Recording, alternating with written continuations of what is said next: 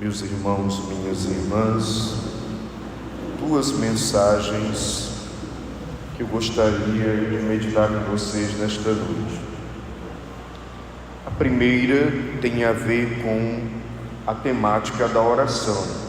Não sei se você percebeu, mas na primeira leitura a rainha Esther está rezando, falando com Deus.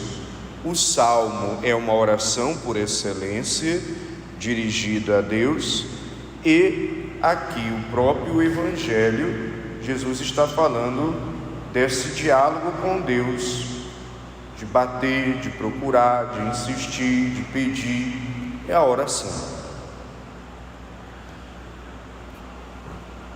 Em primeiro lugar, uma coisa que eu sempre digo de oração, e para falar aquilo que é novo, que eu vou dizer agora, eu vou dizer primeiro aquilo que eu já medito, que as pessoas já conhecem, para completar. A oração não pode ser encarada apenas como um rito que eu estou cumprindo, legalista, um preceito a ser realizado. A oração não pode ser uma troca com Deus. Vai aí pro Senhor 1000 ave-marias, agora o Senhor manda alguma coisa aí que eu estou pedindo. Não é troca. A oração também não é um convencimento de Deus. Eu vou rezar e vou convencer Deus. A oração não é mágica. Eu vou fazer essa fórmula bem aqui para produzir esse resultado bem aqui, magicamente, assim que eu fechar a boca. Então, se a gente está rezando assim, é por isso que Deus não está atendendo. Porque não é mágica, não é troca, não é convencimento de Deus, não é uma coisa mecânica. E o pior, desculpa dizer, a maioria de nós, se não cai num erro, cai no outro. Uma maioria das pessoas que conversam comigo, elas têm a percepção de oração como uma fórmula mágica. Frei, me ensina uma oração para resolver o problema lá em casa. Aí eu digo, não tem. Mas ao mesmo tempo tem. Por que não tem? Porque não é mágica. Não adianta você rezar aquela oração que eu ensinar e aí pronto, os problemas vão desaparecer. Isso é superstição, isso é uma mentalidade mágica, e se eu fizer isso, eu estou iludindo a pessoa. Mas ao mesmo tempo, a oração, se eu faço da maneira correta, ela vai ajudar. Porque a oração, qual é a maneira correta de rezar? De encarar a oração. A oração é comunicação com Deus. A oração é intimidade com Deus. A oração é amizade com Deus. A oração é me aproximar de Deus. A oração é abrir o coração e a mente para Deus. E à medida que eu rezo, não é a minha oração que vai influenciar em Deus, a minha oração vai influenciar em mim mesmo, não porque eu tenha um poder ou um poder da mente, ou uma coisa que vai emanar de mim, é porque a oração faz eu abrir o coração, faz eu abrir a mente, me predispõe a estar aberta às inspirações de Deus. Portanto, a oração facilita. É como se fosse, vamos pegar uma comparação bem pobre, das piores que eu já vi sobre oração, mas eu não tenho como falar sem usar uma comparação assim. Se você pegar, quem tem essa experiência, vai cozinhar um feijão. Você pode pegar esse feijão, colocar ali na panela e deixar ele ferver. Vai demorar, não vai? Vai. Porque no geral, quem tem experiência de cozinha, sabe que é bom até deixar o feijão de molho no dia anterior, para ele já ir amolecendo. E se for mais experiente ainda, sabe que botar na panela direto para cozinhar, mesmo deixando de molho, ainda vai dar problema. É melhor usar a panela de pressão. Então, você vê que deixar o feijão de molho e colocar ele na panela de pressão faz ele amolecer e cozinhar mais rápido.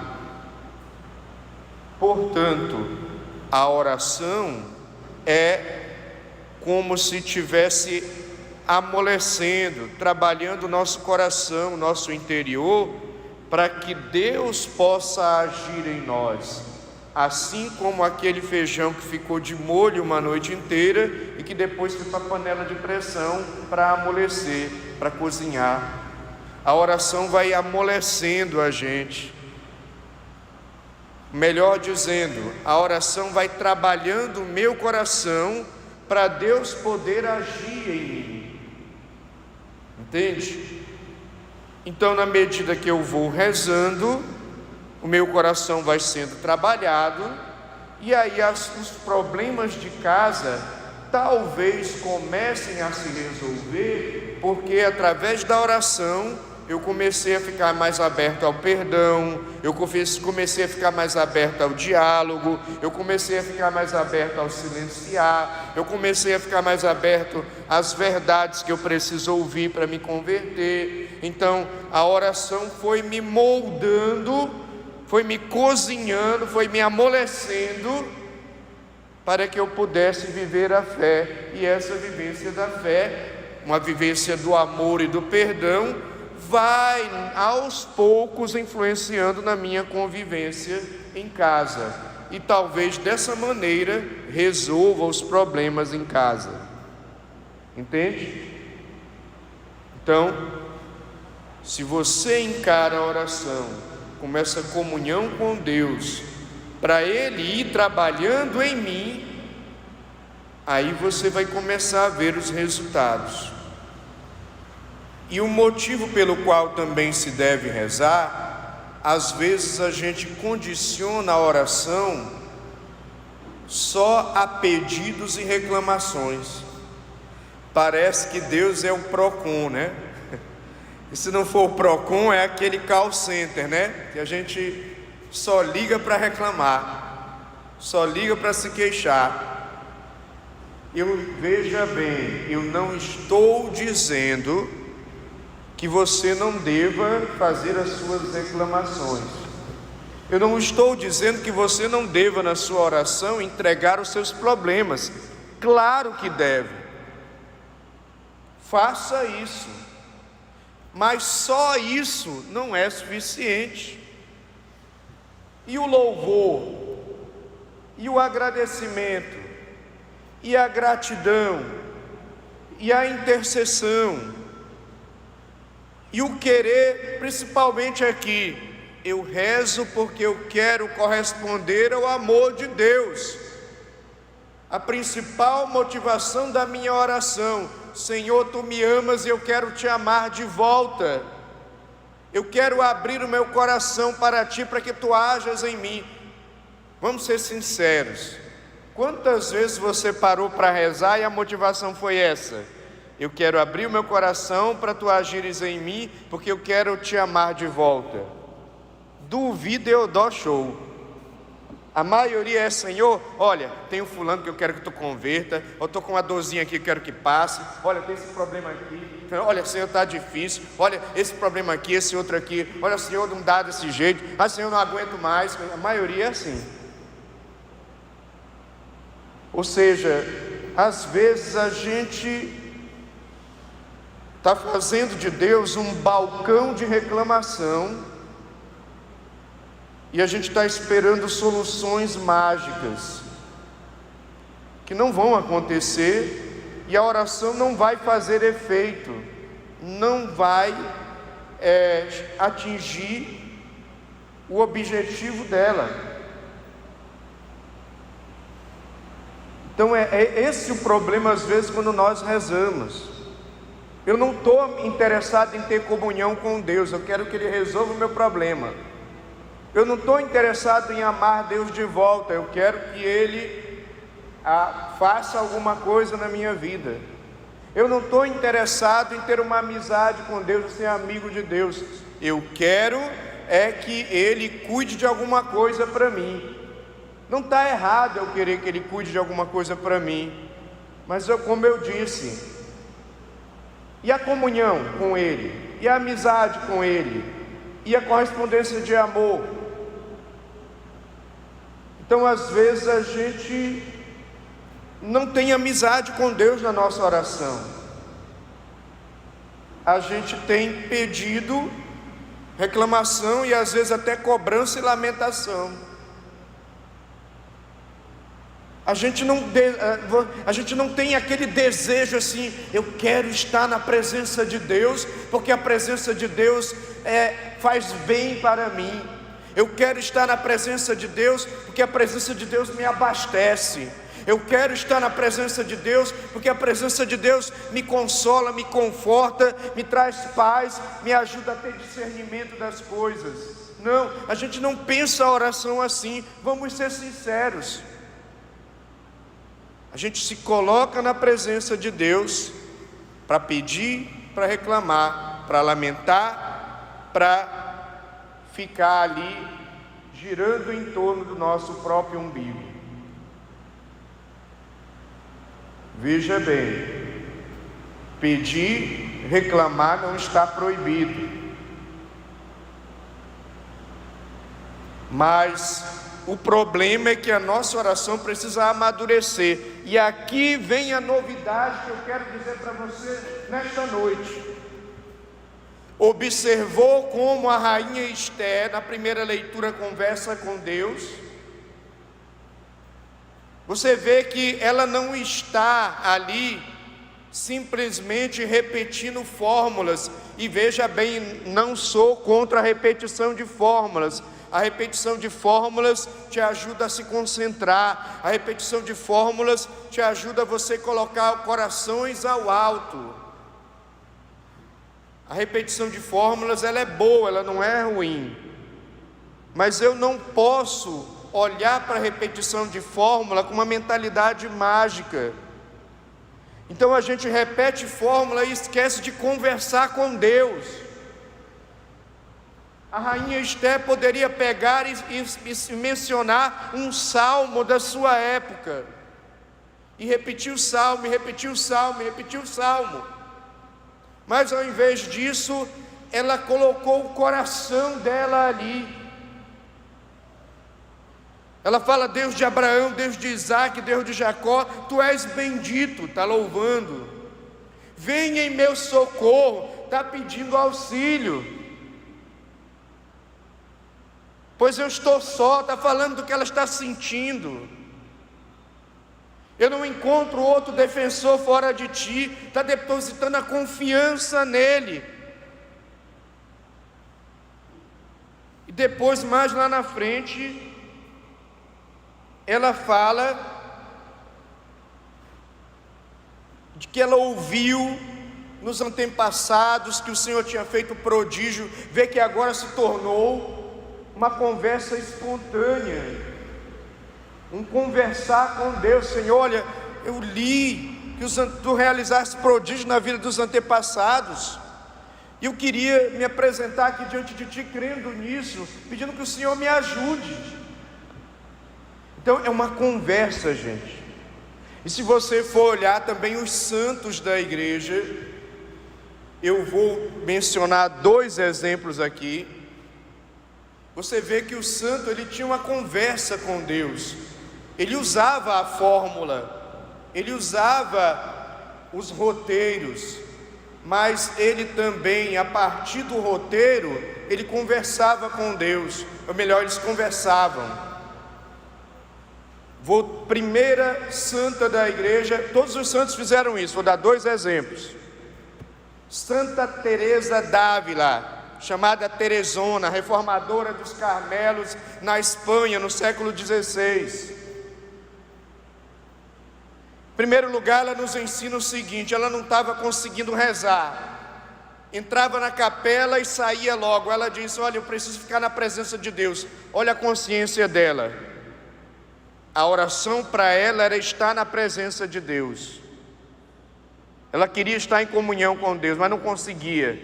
Aí mandou as irmãs trancarem ela na capela. Trancaram. Lá na capela, vocês já ouviram um carro de boi no interior, que quando ele está passando, ele faz um barulho, né, naquela roda do carro de boi? O moinho também tem um sistema de roda acionado pelo vento. Na época de Santa Teresa, eram chamados de taramela. E ela chama a imaginação dela de taramela da casa, a louca da casa, que fica fazendo barulho o tempo inteiro, né? Como um moinho, como carro de boi. Então, mesmo lá na capela, trancada para não sair, porque ela estava agoniada para sair, ela não conseguiu se concentrar na oração. Mas ela interiormente pensava: eu preciso estar na presença de Deus. O que foi que ela fez? Foi contar tijolo, ficou contando tijolo para ficar na presença de Deus. Senhor, pelo menos eu estou aqui na tua presença. Aí depois passou essa aridez dela. Jesus, ela era uma mística. O místico tem fenômenos extraordinários. Jesus aparece para ela e ela pergunta: quando foi que eu mais te agradei? Aí, quem sabe iria vir aí dessa resposta: quando tu rezastes o rosário, quando tu rezaste, sei lá, fizestes a quaresma. Não, Jesus disse: quando tu te trancaste na capela por amor a mim e para permanecer na minha presença, ficar-te contando tijolo. Foi quando ela mais agradou. Foi um sacrifício dela ficar ali, e foi ao mesmo tempo um desejo de estar na presença de Deus. Era uma coisa pura. E uma vez a mesma Santa Teresa, fazendo um caminho para reformar os Carmelos, a roda da carroça quebrou. Ela olhou para a roda da carroça e, no estilo Esté, no estilo mais espontâneo possível, olhou para a roda da carroça e reclamou: ô Senhor, tinha que ser agora? Aí o Senhor falou interiormente no coração dela: é assim que eu trato os meus amigos. Aí ela responde para ele: é por isso que tu tem tão poucos. Olha, como é uma conversa com Deus, na simplicidade. E às vezes isso falta na nossa oração. A gente se acostumou a repetir fórmulas que são boas para ajudar a colocar o nosso pensamento em Deus, para ajudar a gente a se concentrar na oração. Água mole, pedra dura, tanto bate até que fura. Mas a gente perdeu a espontaneidade de conversar com Deus. E aí eu quero trazer um outro exemplo de Santo Antão. Santo Antão, a sua vida narrada por Santo Atanásio em um dos livros da Patrística. Santo Atanásio narra um episódio em que Santo Antão era um místico também. Geralmente todo místico trava embates com o demônio. Então o demônio foi perturbar Antão à noite, e eles travaram ali um combate. E o dia amanheceu, o demônio fugiu, Antão, um místico, percebe que Jesus se aproxima, apareceu para ele. Aí Antão olha para Jesus e diz: Senhor, onde é que tu estavas?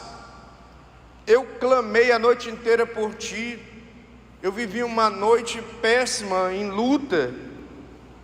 Aí Jesus responde para ele: ó, tu vê que nessa fala aí, já é uma conversa com Deus, tem burocracia nenhuma, não tem ofício, não tem excelentíssimo Senhor, né? Não tem nada disso. Senhor, onde é que tu estava? Eu estava precisando. E aí Jesus diz: não, Antão, eu estava aqui o tempo inteiro. Aí então ainda vira e diz: e por que tu não fizeste nada? Olha o diálogo. Aí Jesus olha para ele e diz: Antão, eu queria ver a tua luta. Aqui essa história em si, ela tem todo um significado também de combate espiritual, de esforço, que Deus valoriza o nosso esforço. Mas o principal aqui que eu quero dar enfoque para você é o diálogo de Antão com Deus, como a rainha Esté conversando com Deus. Então a oração se tornou uma oração, claro, é Deus, é todo poderoso, mas com alguém íntimo, familiar, fazendo Deus próximo. Eles não estavam redigindo um ofício, eles não estavam burocratizando a coisa. Às vezes a nossa oração é muito burocrática, às vezes a nossa oração é muito legalista, às vezes a nossa oração é muito mecânica, mecanicista. Não sei se vocês lembram que aqui mesmo na renovação, quando eu incentivo você no hino de louvor, fala para Deus, agradece, faz o teu louvor, dizer, conversa com Ele, dizer, eu estou incentivando você sair dessa oração muito mecânica, muito fria, muito legalista, e conversar com Deus, falar do teu coração, como quem fala um amigo. Então muitas vezes na nossa oração está faltando isso. Nós não somos íntimos de Deus, nós não somos amigos de Deus, nós não estamos em comunhão com Ele, porque a nossa oração é burocrática, é cumprimento de preceito.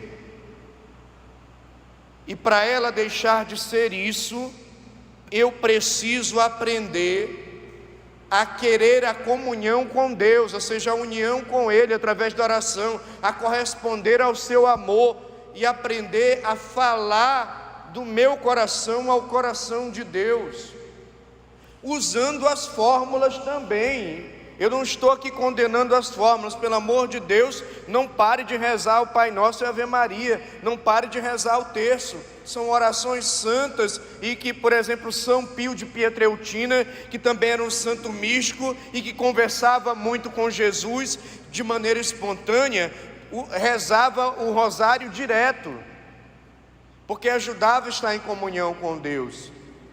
Mas além do rosário, ou mesmo dentro do próprio rosário, ele falava, ele conversava, como a rainha Esté conversou com Deus, como o salmista aqui que nós acabamos de ouvir, conversa com Deus: estendei o vosso braço em meu auxílio, e havereis de me salvar a vossa destra, completai em minha obra começada.